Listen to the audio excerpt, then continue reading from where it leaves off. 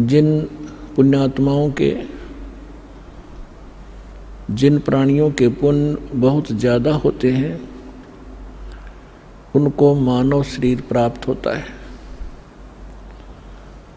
मानव शरीर दो प्रकार से प्राप्त होता है। एक तो टर्न वाइज मिलता है। परमात्मा का विधान है कि इस जीव को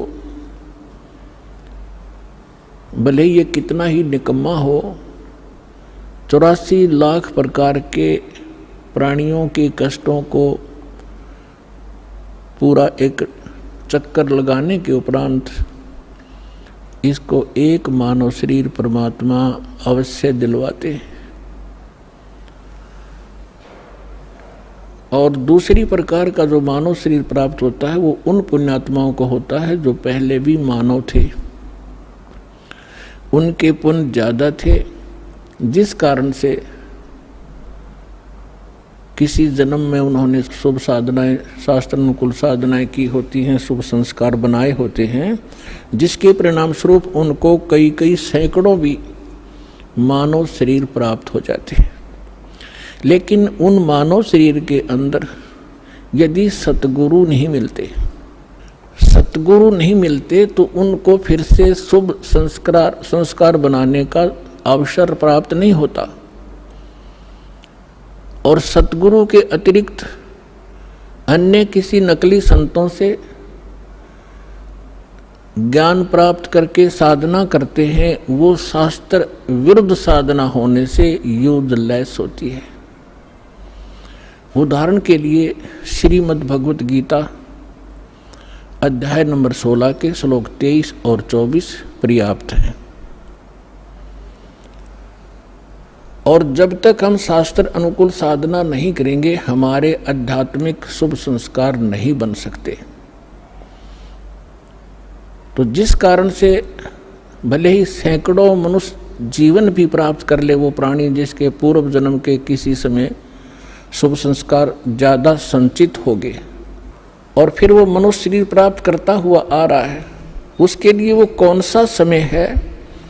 अब ये समय है जो ये प्राइम टाइम है, ये बिचली पीढ़ी प्रारंभ होगी कलयुग की।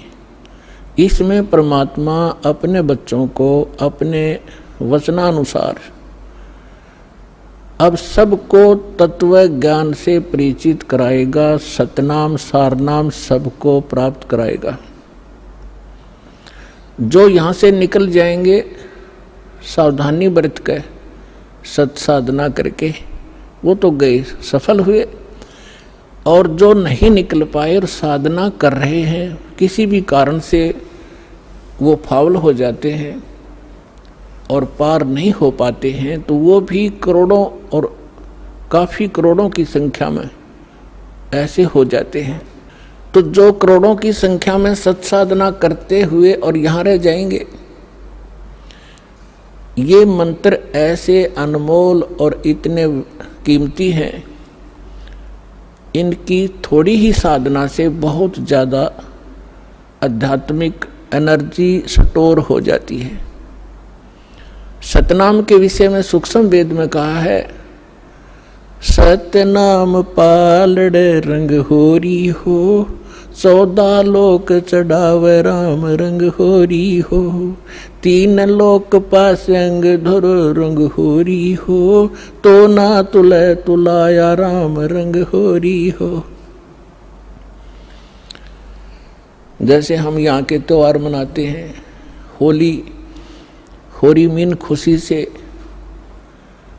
हम एक दूसरे के साथ रंग उछालते हैं, तो परमात्मा कहते हैं ये होरी जो आप मनाते हो ये नकली है, ये काल प्रेरित है।